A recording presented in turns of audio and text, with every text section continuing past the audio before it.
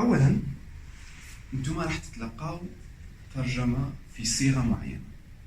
تكلمنا على لي فورما، تكست فورماتس، فايل فورماتس، قلنا وورد، اكسل، باوربوينت، PDF فوتوشوب، InDesign، Illustrator. كل واحدة منهم صيغة مرتبطة ببرنامج اللي تعمل فيها. مثلا عندكم دوك which is a document in Word. الآن أصبحوا دوكس مع النوفيل فيرسيون للوورد مايكروسوفت.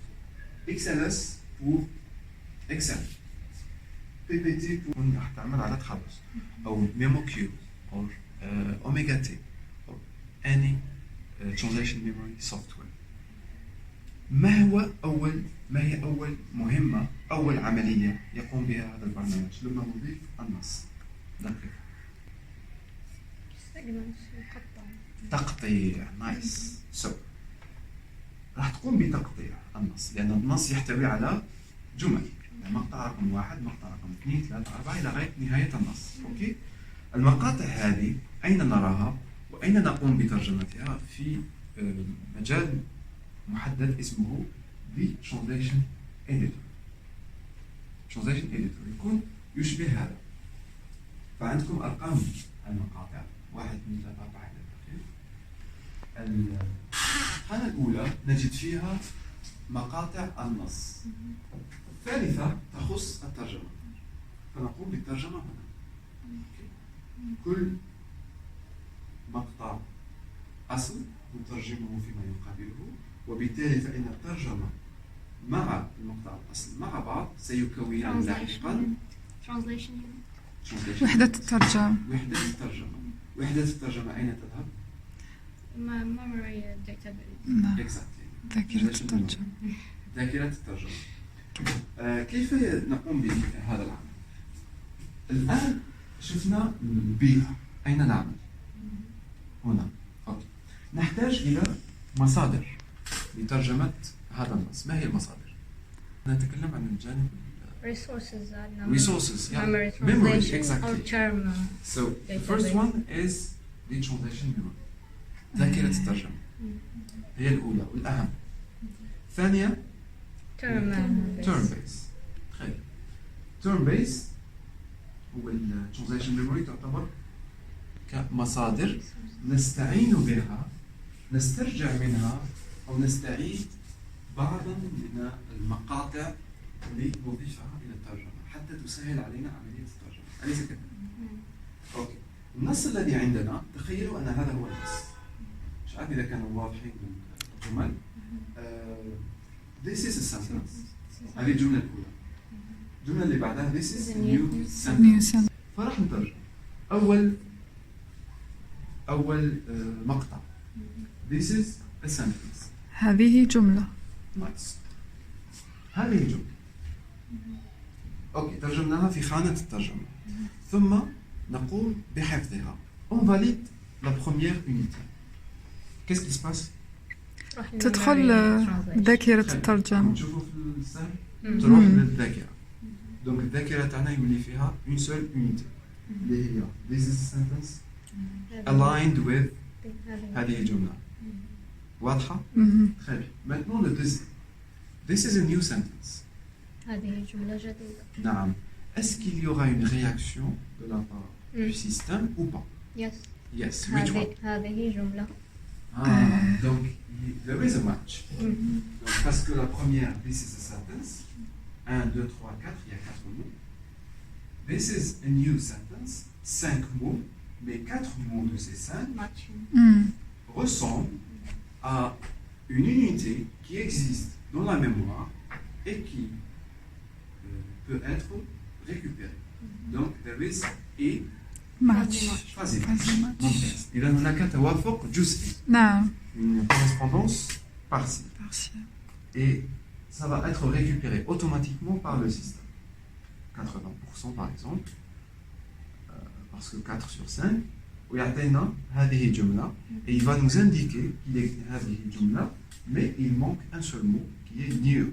Donc ça sera en bleu, les mots ajoutés sont en bleu, les mots enlevés sont en rouge. en D'accord. général. Donc on va le voir. Du coup, on reprend هذه جملة ونزيد لها كلمة جديدة. هذه جملة جديدة. Mhm. C'est ça. Et on valide, encore une fois. Donc, تعاود تروح la mémoire. يكون عندنا deux unités. D'accord? On continue. Laissez the sentence مرة أخرى. Troisième segment, qu'est-ce qui se passe? Exact matching. Exactement. Très bien. Parce que nous avons cette unité qui existe. Elle est dans la mémoire. Et on la récupère à 100%. Donc, on ne va pas traduire celle-là. Ni modifier, ni rien. Nous l'avons déjà. Elle est récupérée et on valide et on continue jusqu'à la cinquième. La cinquième, this sentence contains a term. Donc il contient un terme. Regardez. On va considérer que le mot term est un terme. هو مصطلح في الواقع. وما عندناش احنا ما عندنا ولا مصطلح في term based. ماذا نفعل؟ نضيفه. Donc, vous avez soit un raccourci rapide ou bien une touche pour ajouter les termes. Donc, on va l'ajouter. Et term, ça donne مصطلح. المصطلح مع term تحفظ كزوج مصطلحي في قاعدة المصطلحات وبالتالي في آخر مقطع عندنا terms are added to the translation. D'accord? Et c'est ça le système. وهكا تمشوا في الترجمة. Donc, et vous passez d'un segment à un autre.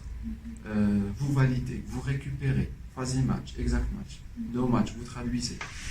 Et كل ما راكم تشوفوا هنا لأنه كل ما كبرت ذاكرة الترجمة كل ما قلت ترجمة وكثرة الترجمة وكثرة الاسترجاع. هذا هو. وبالتالي هنا الخبرة تصبح فعلا عندها دور عملي، لأنه كل ما ترجمتم عدد كبير من النصوص كلما ترجمتم أقل في نصوص قادمة. وخاصة أنا حصرتها لا سيما في النصوص المتخصصة ونصوصكم القانونية لا سيما، لأن مجال التكرار مجال الإبداع فيها يقل أكبر، والأساليب المستخدمة والعبارات متشابهة تسترجع نجدها كثيرا، وبالتالي ذاكرة الترجمة يمكن أن تفيد بشكل كبير في هذا الصدد. إذن هل انتهينا من العمل بالنسبة إليكم؟ هل أكملنا كل شيء؟ علما أننا أكملنا الترجمة، قمنا بترجمة كل المحادثات. لدينا الآن ترجمة ولكن هي ترجمة في editor. And we want what? In format. Yep. In the original format. فهنا دخل عندنا نص كان في صيغة وورد مثلا، أو كان في صيغة PDF أو في صيغة فوتوشوب. لازم نخرجوا بنص في فوتوشوب. وتلاحظوا هنا بأنه ما عندنا ولا صورة مثلا، ما عندنا ولا خطوط ولا منحنيات بيانية. كل هذا النظام قام بفصله واستخراج فقط النص، كل ما هو نص محارف، وقام بتقطيعها. كل الصور، كل الأشكال، كل التصفيف، الشكل، اللاyout، الفورماتين، كله يحفظ جانبا ويترك مع الصيغة. لما كان الترجمة يقوم بأخذ الترجمة ووضعها مكان الأصل ونخرج بنص بنفس صيغة مشابهة وأيضا في شكل يحترم ومطابق للشكل الأصلي، ويعتبر كترجمة كاملة، علما أننا قمنا بأقل جهد ممكن إذا كانت الذاكرة وقاعدة المصطلحات غنية ومفيدة. أوكي؟ فهذه هي نظريا تطبيقيا كيف تتم. أوكي؟ ونشوفوا بعد قليل في التحدث comment on fait cela. On va traduire un texte. Je vais vous donner une mémoire et une base terminologique. Vous avez fait l'alignement, c'est bon, donc on va directement traduire. D'accord?